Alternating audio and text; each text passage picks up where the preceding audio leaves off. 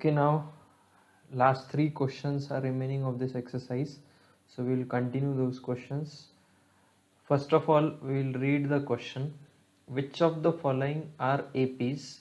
If they are an AP, find the common difference D and write three more terms. Okay, exercise 5.1 का आपका ये question number 4 है, जिसमें हम 13th वाला अभी हम लोग सॉल्व करेंगे. आपको सीक्वेंस गिवन है √3, √6, √9 and √12 and this sequence is going on. Okay, तो आप लोगों को चेक करना है कि ये सीक्वेंस अरिथमेटिक प्रोग्रेशन में है या नहीं है. तो हम लोग कैसे चेक करते हैं? हम लोग कॉमन डिफरेंस फाइंड करते हैं. अगर कॉमन डिफरेंस सेम आ रहा है in each case, so that means this sequence is in arithmetic progression. Okay, first of all we will write the sequence. अभी हम लोगों ने सीक्वेंस लिखा है. हम लोगों का सीक्वेंस में फर्स्ट टर्म क्या है? A1 होता है. This is your A1, this is your A2, this is your A3 and fourth term is A4. Okay, तो हम लोग क्या करते हैं? कॉमन डिफरेंस D चेक करते हैं. तो फर्स्ट केस में कॉमन डिफरेंस D क्या होगा? A2 माइनस A1 होगा फर्स्ट केस में. ओके, तो A2 माइनस A1 करो आप. A2 क्या है आपका? √6 माइनस √3. ओके, तो फर्स्ट केस में आपका कॉमन डिफरेंस कितना आ रहा है? √6 माइनस √3. अभी हम लोग सेकेंड केस में कॉमन डिफरेंस चेक करेंगे. सेकेंड केस के लिए आपको क्या करना पड़ता है? A3 माइनस A2 करना पड़ता है. तो what is the value of A3?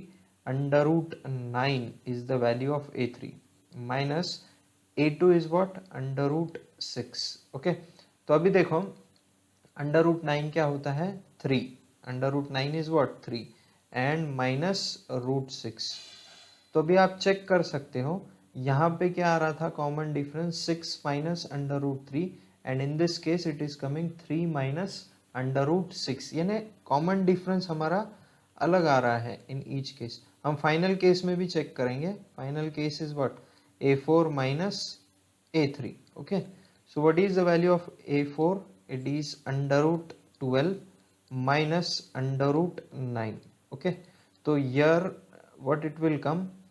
√12 को हम लोग क्या लिख सकते हैं? 4 मल्टीप्लाइड बाय 3. ओके, माइनस √9 क्या होता है? 3 होता है. So what it will come finally? ये 4 को अगर मैं बाहर शिफ्ट करूं रूट साइन के, तो व्हाट इट विल बिकम?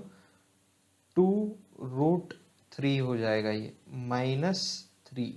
तो आप चेक कर सकते हो कि कॉमन डिफरेंस यहाँ पे कुछ डिफरेंट आ रहा है, सेकेंड केस में भी कुछ डिफरेंट आ रहा है, and in the third case also it is coming something different.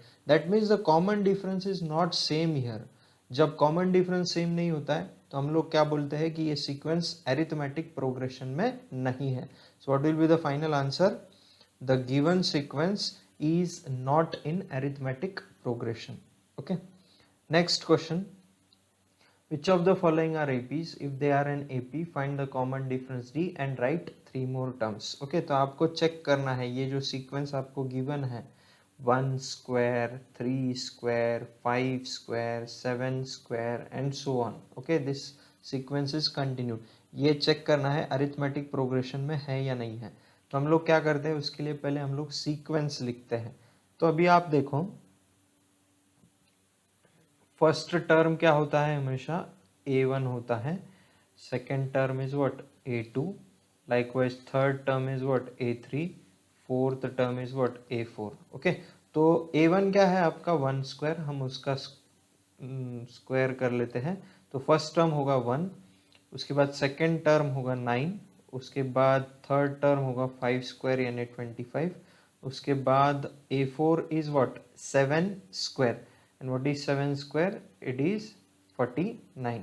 Okay, now we will check the common difference. Okay, common difference अभी हम लोग चेक करेंगे. तो common difference is denoted by D.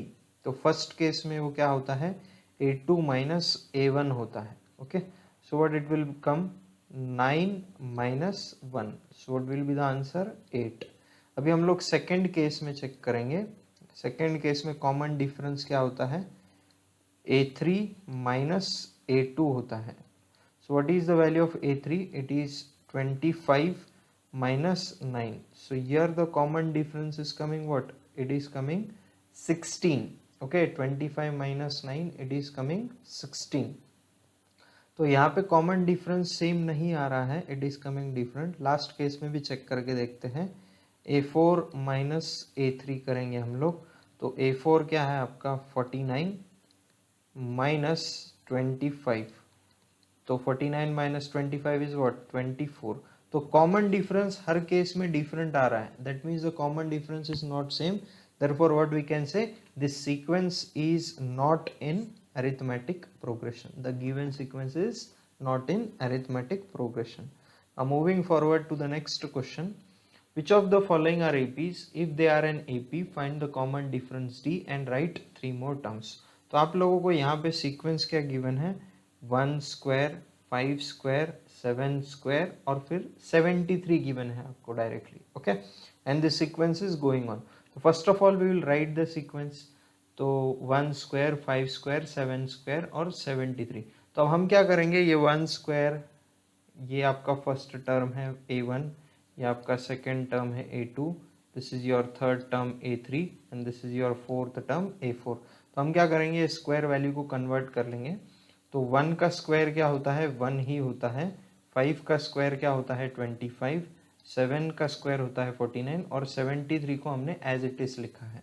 Now we will check the common difference. Common difference हम D से denote करते हैं. In the first case it will be what A2 minus A1. So what is A2? 25 minus 1 which is equal to what? Common difference is coming 24. अभी हम लोग second case में check करेंगे.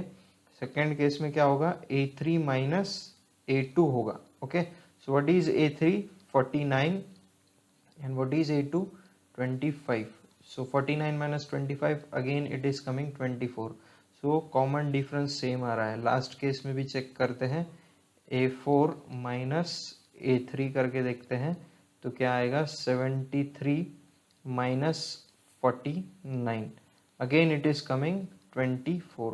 सो हम लोगों को कॉमन डिफरेंस D सेम मिल रहा है, that is 24. Okay when common difference is same that means the given sequence is in arithmetic progression. Okay तो हमको अगर सीक्वेंस अरिथमेटिक प्रोग्रेशन में है तो हमको 3 मोर टर्म्स फाइंड करना है. देखो यहाँ क्वेश्चन में मेंशन्ड है फाइंड 3 मोर टर्म्स.